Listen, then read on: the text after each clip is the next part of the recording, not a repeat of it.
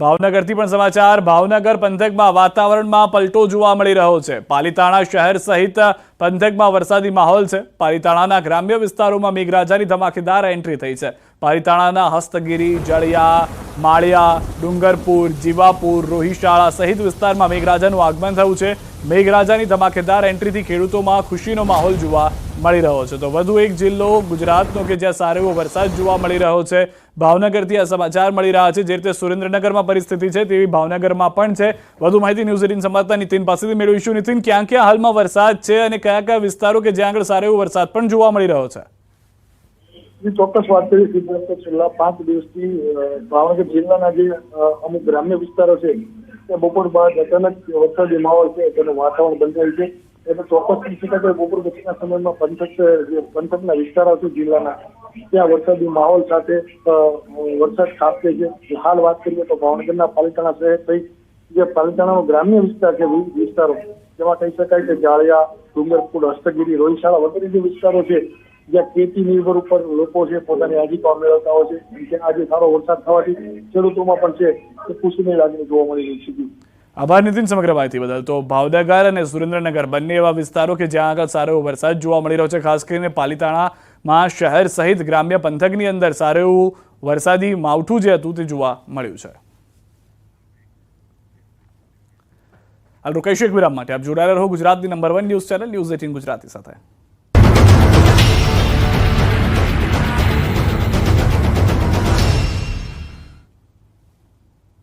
लुबी pumps, flow नहीं force.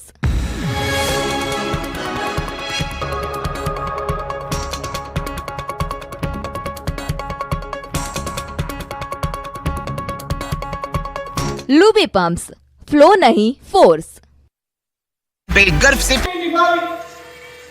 जवाबदारी निष्ठापूर्वक निभावવાનો પણ મેં પ્રયત્ન કર્યો, પણ આ 10 વર્ષમાં રાજનીતિ અને સમાજ જીવનના ઉતાર ચઢાવમાં મારા જીવનમાં પણ ઘણા એવા પડાવો આવ્યા કે જેને ફાયદો થાય તો બીજાના ખાતે હોય અને આ વિસ્તારનું જેટલું નુકસાન થાય કે રાકેશ ચુડાસમાના ખાતે આવ્યું ને તો પણ મેં મારી છાતીમાં ઝીલી અને સહન કર્યું। આવા કરવા માટે કરું છું કે ફટાફટ બહાર બેઠા એમણે કીધું કે આ વિસ્તારમાં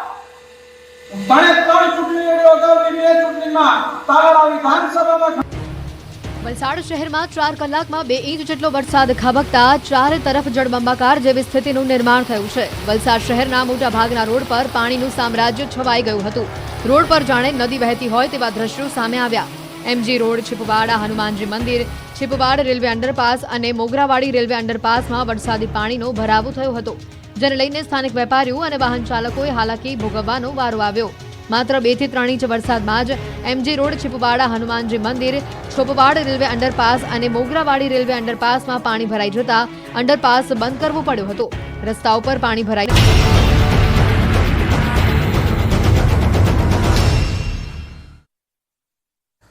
વિરામ બાદ આપનું સ્વાગત છે। સુરતથી સમાચાર। સુરતના લિંબાયત ગોડાદરા બ્લાસ્ટમાં એકનું મોત થયું છે। બ્લાસ્ટમાં સારવારમાં 18 વર્ષીય યુવતીનું મોતનું સમાચાર મળી રહ્યા છે।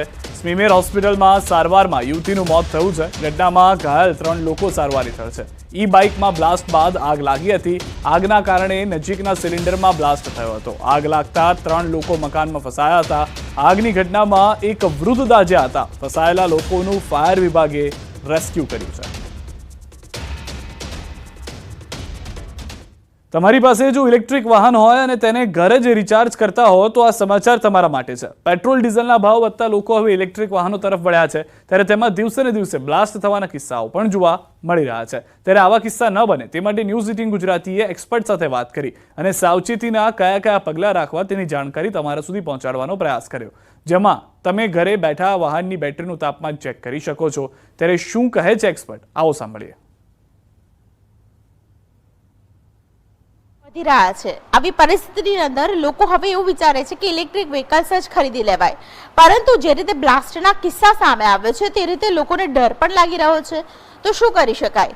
ઇલેક્ટ્રિક વ્હીકલ લેવું કે ન લેવું? અને બીજા નંબરનો સવાલ કે જો લઈ લીધું છે તો બ્લાસ્ટ ન થાય તેવી પરિસ્થિતિ ઊભી ન થાય તે માટે શું કરવું?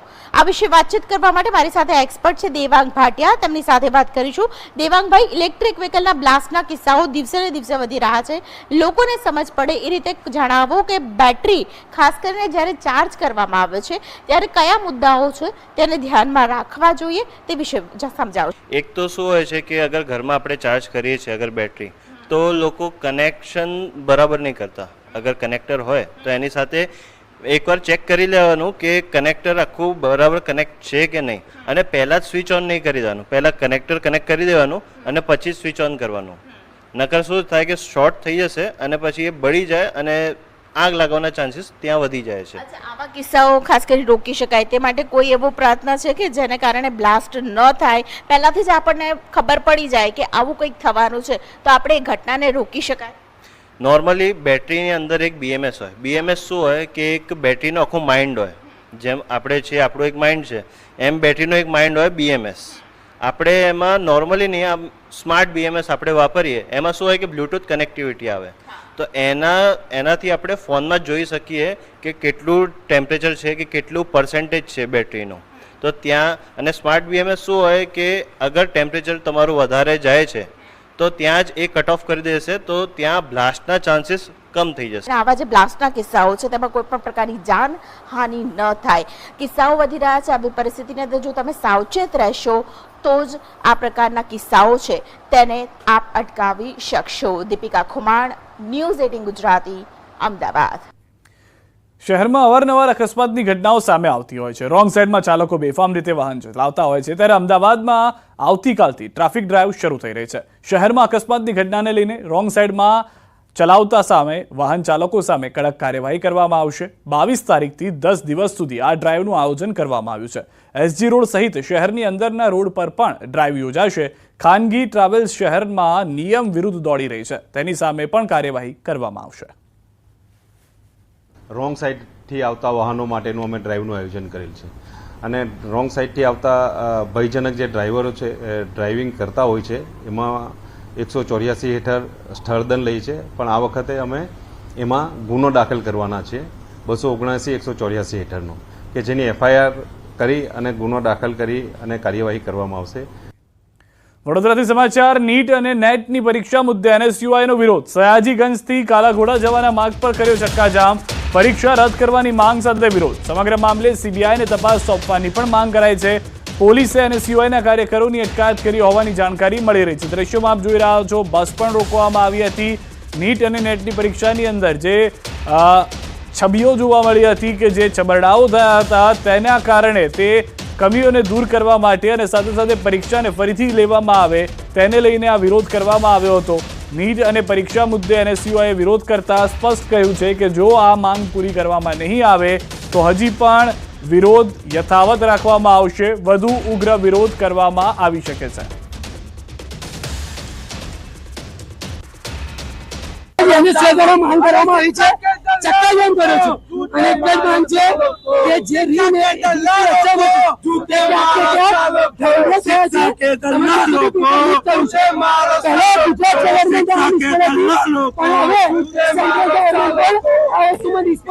વડોદરા એમએસ યુનિવર્સિટીની બહાર જે એનએસયુના વિદ્યાર્થીના આગેવાનો છે તેઓ જ છે વિરોધ પ્રદર્શન કરી રહ્યા છે, અને તમે સીધા દ્રશ્યો જોઈ રહ્યા છો કે ચક્કાજામ જે છે તે કરવામાં આવ્યો છે, અને તમામ જે વિદ્યાર્થીઓ છે તેઓ રસ્તા પર ઉતરી આવ્યા છે, અને એસટી બસ છે તે રોકીને જે વિરોધ છે તે કરવામાં આવી રહ્યો છે. પોલીસ દ્વારા આ તમામ જે વિદ્યાર્થી આગેવાનો છે તેમની ટીંગાટોળી કરવામાં આવી રહી છે. ઉલ્લેખનીય બાબત છે કે જે રીતે પરીક્ષાઓમાં ગેરરીતિ થઈ રહી છે અને પેપર ફૂટવાની જે ઘટનાઓ બની રહી છે તેને ધ્યાનમાં રાખીને એટલે કે તેના વિરુદ્ધમાં જ જે એનએસયુઆઈ વિદ્યાર્થી સંગઠનના આગેવાનો છે, વિદ્યાર્થીઓ છે, તેમના દ્વારા વિરોધ પ્રદર્શન જે છે કરવામાં આવી રહ્યું છે. દ્રશ્યો તમે જોઈ રહ્યા છો કે ટ્રાફિક જામના દ્રશ્યો સર્જાયા છે, કારણ કે જે વિદ્યાર્થીઓ છે તેઓ એસટી બસ છે તેની આગળ સુઈ ગયા છે અને એસટી બસને રોકવામાં આવી છે. ટ્રાફિક જામના જે દ્રશ્યો છે તે જોવા મળી રહ્યા છે. ટૂંકમાં કહીએ તો એમએસ યુનિવર્સિટી બહાર જ્યારે એનએસયુઆઈ દ્વારા જે વિરોધ પ્રદર્શન કરવામાં આવ્યું છે પરીક્ષાઓમાં ગેરરીતિને લઈને, તેને લઈને વિદ્યાર્થીઓ રોષે ભરાયા છે, અને અત્યારે અહીંયા આગળ તંગદિલી ભર્યો માહોલ જે છે તે સર્જાયો છે. પોલીસ દ્વારા 5 થી વધુ જે વિદ્યાર્થીઓ છે તેમની અટકાયત કરવામાં આવી છે. હાર્દિક દીક્ષિત, ન્યૂઝ 18 ગુજરાતી, વડોદરા. ગાંધીનગરમાં ફરી એકવાર વિઝા કૌભાંડ થયું હોવાનું બહાર આવ્યું છે. ડભોડાના જિગ્નેશ પટેલે ફરિયાદ નોંધાવતા વિઝા કૌભાંડ આવ્યું છે બહાર. કુડાસણ ખાતે કોર્પોરેટ પાર્ક બિલ્ડિંગમાં ઉમિયા ઓવરસીઝ વિઝા કન્સલ્ટન્ટની ઓફિસમાં વિશાલ પટેલ વિઝાનું કામ કરતો હતો. લોકોને કેનેડામાં PR કરાવી આપવાના બહાને એક જ પરિવારના 65 લાખનું ફુલેકું ફેરવ્યું છે. એજન્ટ વિશાલ પટેલ હાલ વિદેશ ભાગી ગયો હોવાનું સામે આવ્યું છે. વિશાલ પટેલના સાથીદાર અંકિત પટેલ તેમજ શૈલેષ પટેલ પણ ફરાર હોવાનું સામે આવ્યું છે. 23 લોકોને ફોરેનના વિઝાના બહાને 7 કરોડ 75 લાખનું ફુલેકું ફેરવ્યું છે. ઇન્ફોસિટી પોલીસે ફરિયાદ લઈને તપાસ હાથ ધરી છે. તમે કેનેડા જવાનું પ્લાનિંગ કરો તો 65 લાખ રૂપિયાની અંદર અમે તમને કેનેડા ટૂંક જ સમયમાં પહોંચાડી દઈશું અને પછી તમારે આ રીતના 65 લાખમાં 25 લાખ પહેલા આપવાના અને 25 લાખ એક મહિના પછી આપ્યા તમે એમને. ઉમિયા ઓવરસીઝની ઓફિસમાં વારંવાર તપાસ કરતા તેમને જાણવા મળેલ કે તેમની સાથે સાથે બીજા 22 લોકો છે એમની સાથે પણ આ પ્રકારની છેતરપિંડી કરેલી છે અને એમની સાથે મળીને કુલ 23 લોકોની છેતરપિંડી કરીને અમાઉન્ટ 7 કરોડ 25 લાખની ઉઠાંતરી કરી છેતરપિંડી કરી વિશ્વાસઘાત કરીને આ પ્રકારનો ગુનો આચરેલ છે. મુખ્યમંત્રી ભૂપેન્દ્ર પટેલ અને વિધાનસભા અધ્યક્ષ શંકરભાઈ ચૌધરીએ નડાબેટ ખાતે નડેશ્વરી માતાના દર્શન કર્યા. સીએમએ યોગાભ્યાસ બાદ નડાબેટ બોર્ડર આઉટપોસ્ટ ખાતે સીમા સુરક્ષા પ્રહરી સંમેલનમાં સહભાગી બન્યા. લોકો નડાબેટમાં સીમા દર્શન માટે આવ્યા ત્યારે BSFના જવાનોને મળીને રોમાંચ અનુભવે છે.